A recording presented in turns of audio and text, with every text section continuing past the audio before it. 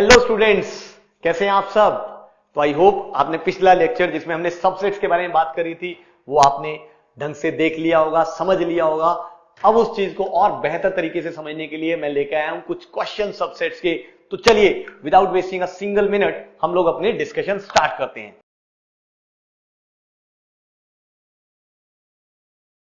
तो चलिए हम लोग स्टार्ट करते हैं with the very first question. हाँ जी, तो ये आ गया हमारा पहला क्वेश्चन। वो कहता है let R is equal to this, S is equal to this, is R is a subset of S। ये अगर आपको याद हो तो मैंने आपको सिखाया था कि एक सेट दूसरे का सबसेट कब होता है, जब पहले सेट के सारे एलिमेंट्स दूसरे में प्रेजेंट हो। तो यहां पे हमने अगर चेक करना है तो अगर हम दोनों के एलिमेंट्स देख ले तो बात बन जाएगी। तो अगर तुम ध्यान से देखो R सेट को अगर मैं रोस्टर फॉर्म में लिखूं, रोस्टर फॉर्म का मतलब है कि एलिमेंट्स की लिस्टिंग करके लिखूं। तो अगर मैं R सेट के सारे एलिमेंट्स लिखूं तो इसमें क्या आ रहे हैं भाई, देखो ध्यान से, सारे x। कौन से x? Which are divisible by 3। तो अगर मैं यहां पे आपको कह दूं कौन कौन से एलिमेंट्स आ रहे हैं इसमें, तो 3 से सारे डिविजिबल नंबर्स बोलो कौन कौन से आएंगे इसमें। ऑफ कोर्स 3 आएगा, 6 आएगा, 9 आएगा, 12 आएगा एंड सो ऑन, ये चलता ही जाएगा। तो ये है हमारे पास सेट R। फिर ऐसे अगर मैं आपको कहूं सेट S, तो सेट S में क्या क्या आएगा, देखो ऐसे सारे x जो कि किससे डिविजिबल हैं, 6 से। यानी कौन कौन से नंबर्स आएंगे इसमें, 6, then 12, then 18 and so on. बोलो दिख रहा है कि नहीं। तो यहां पे हमारे पास ये सारे नंबर्स आ रहे हैं इस सेट में। ऑफ कोर्स हम लोग नेचुरल नंबर्स में बात कर रहे हैं। तो यहां से अगर तुम ध्यान से ऑब्जर्व करो, क्या हम कह सकते हैं कि R सेट के सारे एलिमेंट्स S सेट में आ रहे हैं। दिख रहा है R में 3 आया, बट S में तो 3 आया ही नहीं। इसका मतलब is R a subset of S? The answer is no. तो ये आ गया आंसर, क्वेश्चन खत्म। ऑफ कोर्स अगर कोई हमारे से पूछे is S a subset of R, तो हम लोग क्या बोलेंगे, बिल्कुल S is a subset of R, but R is not a subset of S। समझ आया कि नहीं। तो नेक्स्ट क्वेश्चन है हमारे पास कि is this a subset of this.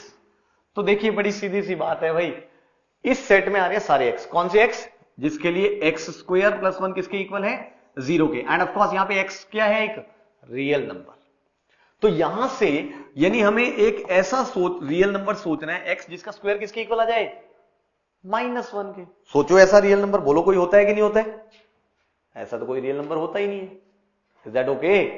तो इसका मतलब ऐसा कोई रियल नंबर मिलने ही नहीं वाला जो इस इक्वेशन को सेटिस्फाई करे। यानी इस सेट में कोई एलिमेंट है ही नहीं। यानी ये सेट कैसा है, खाली है। यानी क्या है, एम्प्टी सेट। अब क्या हम कह सकते हैं कि एम्प्टी सेट इस सेट का सबसेट होगा? वैसे तो ऑफ कोर्स हमें पता है कि empty set is a subset of every set. यानी इसने इसका सेट होना ही है चाहे जो मर्जी हो। हां, बट अगर कोई कह दे कि भाई ये वाले सेट में क्या क्या एलिमेंट्स आ रहे हैं, तो हम ये भी चेक कर सकते हैं। जैसे अगर मैं इस सेट को देखूं तो ध्यान से देखो, इसमें क्या आ रही है, सारे नेचुरल नंबर्स। कौन से नेचुरल नंबर्स, जो 2 less than equal to x less than equal to 3 को सेटिस्फाई करें। तो सोचो ध्यान से ऐसे कौन कौन से नेचुरल नंबर्स हैं। अब 2 और 3 के बीच में तो कोई नेचुरल नंबर नहीं होता, बट इक्वालिटी को ध्यान से देखो, 2 पे भी इक्वालिटी है, 3 पे भी है। इसका मतलब डेफिनेटली नेचुरल नंबर 2 और 3 जो है वो इस सेट में आएंगे। इसके अलावा और कुछ नहीं आने वाला। बोलो समझ आया कि नहीं। तो यानी यहां से हम लोग कह सकते हैं ये जो सेट है दैट इज सेट कंटेनिंग 2, 3। तो is this a subset of this? The answer is yes. मेरे ख्याल से समझ आ गया है कि नहीं। सिंपल था। चलिए फिर चलते हैं नेक्स्ट क्वेश्चन पे। नेक्स्ट क्वेश्चन है हमारे पास ये वाला। अब इसमें वो कहता है कि ये एक सेट है, is this a subset of A. ध्यान से समझना जरा, अब थोड़ी उटपटांग चीज है। अब देखो ध्यान से, ये एक सेट है जिसमें ये 4 एलिमेंट्स हैं, 1, 2, 3 और 4। और वो कह रहे हैं कि क्या ये जो है वो ए का सबसेट है या नहीं। अब ये सेट जो है वो ए का सबसेट कब होगा, जब इस सेट का हर element as an element A में प्रेजेंट होगा। अब इस सेट में एलिमेंट्स क्या है, अगर मैं नेचुरल नंबर्स में आपसे पूछूं तो ऑफकोर्स इसमें हमें दिख रहा है 1, 2, 3 एंड सो ऑन, ये सारे एलिमेंट्स आएंगे।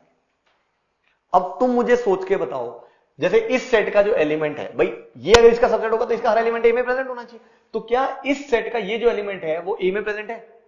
कुछ कहेंगे हां, कुछ कहेंगे ना। मैं कहता हूं नहीं। क्यों? देखो, ये पूरे का पूरा set as an element A में प्रेजेंट है। But one individually as an element A में प्रेजेंट नहीं है, ध्यान से। Is that okay? ये पूरा set as an element A में प्रेजेंट है, बट ये इंडिविजुअल एलिमेंट नहीं है, मतलब ना इसमें 1 प्रेजेंट है, ना 2 प्रेजेंट है, ना 3 प्रेजेंट है। यानी इस सेट के सारे एलिमेंट्स सेट ए में प्रेजेंट नहीं है। इसका मतलब is this a subset of this? The answer is no. समझ आया ना मैंने क्यों बोला है? ध्यान से। तो चलिए फिर नेक्स्ट क्वेश्चन पे चलते हैं। अब नेक्स्ट क्वेश्चन है हमारे पास ये वाला। अब वो कहता है ये हमारे पास एक सेट X है, is this belongs to X और is this a subset of this, मतलब दो सवाल है इसमें इकट्ठे। तो अब देखिए जरा ध्यान से, हम पहले सवाल को करते हैं। वो कहता है दिस बिलोंग्स टू X। अभी जो पिछला क्वेश्चन था उसमें हमारे पास था this is subset of this, जबकि इस वाले क्वेश्चन में है हमारे पास, अगर आप ध्यान से देखो, कि is this belongs to this. ये दो चीजें बड़ी खतरनाक चीजें। देखो कभी वो कहता है कि क्या ये लेफ्ट हैंड साइड वाली चीज राइट हैंड साइड को बिलोंग करती है, या कभी वो कहेगा जो लेफ्ट हैंड पे लिखा हुआ है क्या वो राइट हैंड का क्या है? सबसेट है। ये दोनों बड़े खतरनाक सिंबल है। तो जब भी हमने मेरे बच्चों देखना है ऐसे कि भाई ये है या नहीं, तो देखिए हम लोग कैसे देखेंगे। देखो यहां पे अगर मैंने बिलोंग्स की बात करनी है तो बिलोंग्स का मतलब है कि जो भी लेफ्ट हैंड साइड में लिखा हुआ है वो as it is as an element present होना चाहिए राइट हैंड साइड में, जो भी लिखा हुआ है। और जब हम सबसेट की बात करते हैं तो लेफ्ट हैंड साइड में जो भी सबसेट लिखा हुआ है उसका हर element as an element present होना चाहिए राइट वाले सेट में। दोनों चीजें समझ आई? यहां पे जब हम बिलोंग्स की बात करते हैं तो लेफ्ट हैंड साइड में जो भी लिखा हुआ है वो as an element right hand side वाले में प्रेजेंट होना चाहिए। जबकि जब हम सबसेट की बात करते हैं तो हम कहते हैं लेफ्ट हैंड साइड में जो भी एलिमेंट्स लिखे हुए इस सेट में वो एज एलिमेंट्स सारे के सारे राइट हैंड साइड वाले सेट में प्रेजेंट होने चाहिए। Is that okay? इसीलिए अगर तुम्हें याद हो तो अभी मैंने पिछले एग्जांपल में बताया था कि ये इसका सबसेट नहीं है, क्योंकि इसके सारे एलिमेंट्स एज एलिमेंट्स ए में प्रेजेंट नहीं थे। जबकि अब इस वाले में अगर हम देखें तो वो कह रहा है कि भाई क्या ये जो है एक्स को बिलोंग कर रहा है, यानी क्या ये as it is as an element X में प्रेजेंट है या नहीं। देखो ध्यान से ढूंढो, क्या ये एज एन एलिमेंट दिख रहा है? देखो ध्यान से, ये पड़ा हुआ। अब इस सेट में एलिमेंट क्या है? एक है 3, एक है 5 और एक है ये वाला।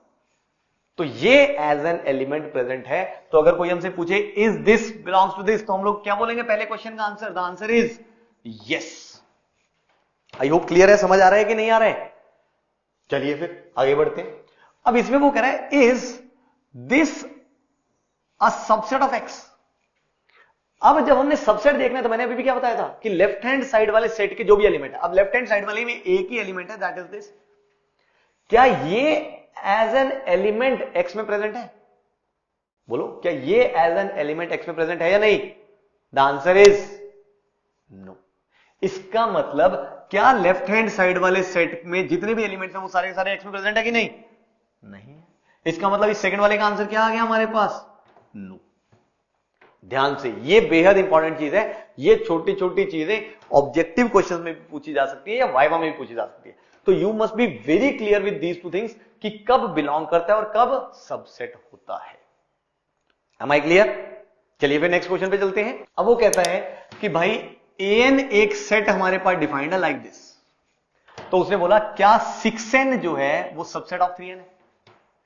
यानी एक कोई भी एक नेचुरल नंबर हो सकता है और वो कह रहा है कि क्या 6n 3n का सबसेट है। तो हम एक काम करते हैं, दोनों लिख लेते हैं।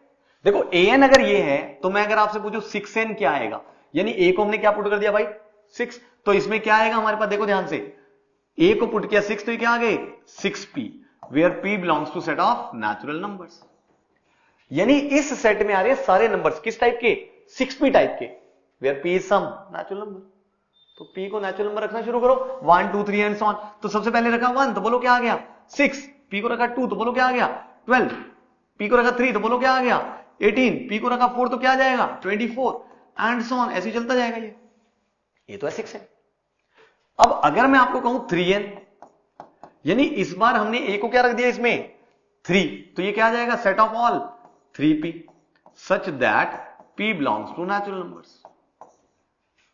यानी इसमें सारे इस टाइप के आएंगे। अब p भी नेचुरल नंबर है, फिर से रखना शुरू करो। तो सबसे पहले रखा p को हमने 1 तो क्या आ गया इसमें 3, p को रखा 2 तो क्या आ गया इसमें 6, p को रखा 3 तो क्या आ गया 9, p को रखा 4 तो क्या आ गया 12 then 15 then 18 and so on, ये सारे आते जाएंगे।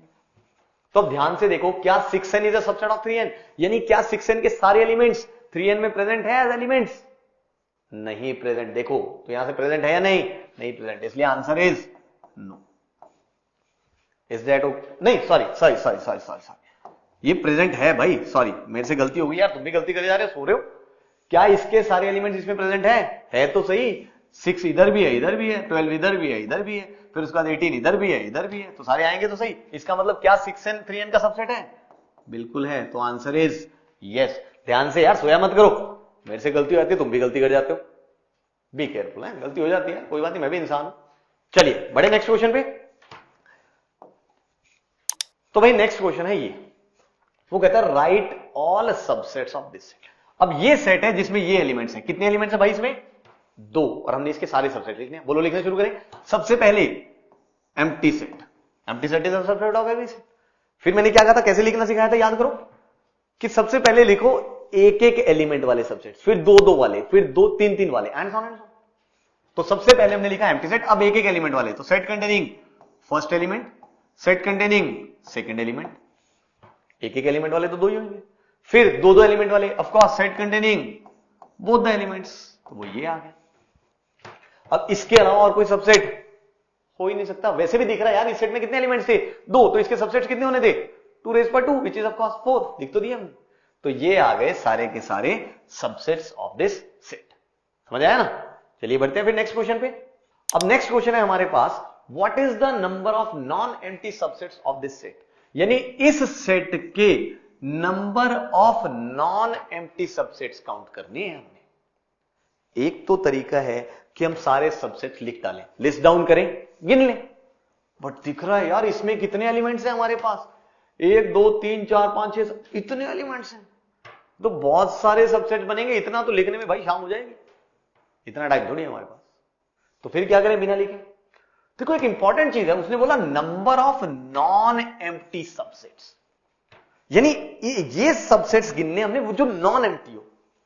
अब हम लोगों को पता है, अगर मान लो मैं आपको कह दूं कि नॉन एम्प्टी छोड़ो यार, आप टोटल नंबर ऑफ सबसेट्स बताओ। अगर मैं इस सेट के आपसे पूछूं कि टोटल नंबर ऑफ सबसेट्स कितने होंगे, तो ऑब्वियसली जैसा कि मैंने आपको रिजल्ट पढ़ाया था, that is 2^, number of elements कितने हैं इसमें? नंबर ऑफ एलिमेंट्स 7, यानी कि ऑफ कोर्स 128। अब जब मैं इसके सबसेट लिखना शुरू करूंगा, सबसे पहले लिखूंगा एम्प्टी सेट, फिर सेट कंटेनिंग एक एक एलिमेंट्स वाले, फिर सेट कंटेनिंग दो दो एलिमेंट्स वाले, फिर सेट कंटेनिंग तीन तीन, ऐसे लिखूंगा। अब सारे के सारे सबसेट्स जब मैंने लिखे तो ध्यान से देखो, टोटल सबसेट्स 128 बने, उनमें से सिर्फ एक सेट ऐसा है जो एम्प्टी है, दैट इज कौन सा? Empty set. इसके अलावा हर सबसेट में कोई ना कोई एलिमेंट तो आएगा ही आएगा। बोलो दिख रहा है कि नहीं दिख रहा है? इसका मतलब अगर टोटल नंबर ऑफ सबसेट्स ये हैं, तो total number of non empty subsets अगर मैं यहां पे लिखना चाहूं तो बड़ी इजीली मैं लिख सकता हूं भाई। क्या आ जाएगा आंसर? बोलो कि टोटल में से मैं क्या एक काम करता हूं, जो एम्प्टी सेट हो माइनस कर देता हूं। एम्प्टी सेट कितना है? एक ही तो है, तो आंसर क्या आ गया? 127। क्वेश्चन खत्म। क्लियर? समझना है, समझ के करना है हमने, बस बहुत ज्यादा स्ट्रेस नहीं लेना, थोड़ी सी चीज समझी करी, गेम खत्म। बड़े नेक्स्ट क्वेश्चन पे। ये है भाई next question.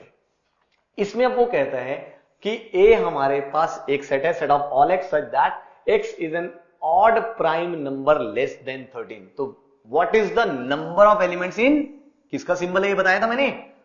Power set of ए।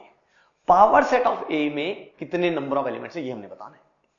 तो सोचें जरा, अब हम लोगों को पता है कि अगर एक सेट में, हमें रिजल्ट पता है कि अगर एक सेट में नंबर ऑफ एलिमेंट्स हो n, तो उसके पावर सेट में जो नंबर ऑफ एलिमेंट्स आते हैं वो क्या आते हैं? 2^, दैट नंबर। तो अगर मुझे यह पता लग जाए कि यहां इस ए सेट में कितने एलिमेंट्स हैं, तो पावर सेट के तो मैं निकाल लूंगा, कोई दिक्कत वाली बात ही नहीं है। तो इसका मतलब मुझे यह पता करना है सिर्फ कि भाई यहां पे नंबर ऑफ एलिमेंट्स कितने हैं इस सेट में। तो मैं ए सेट को देख लेता हूं। अब ए सेट में ध्यान से देखो क्या आ रहे हैं? सारे एक्स। कौन से एक्स?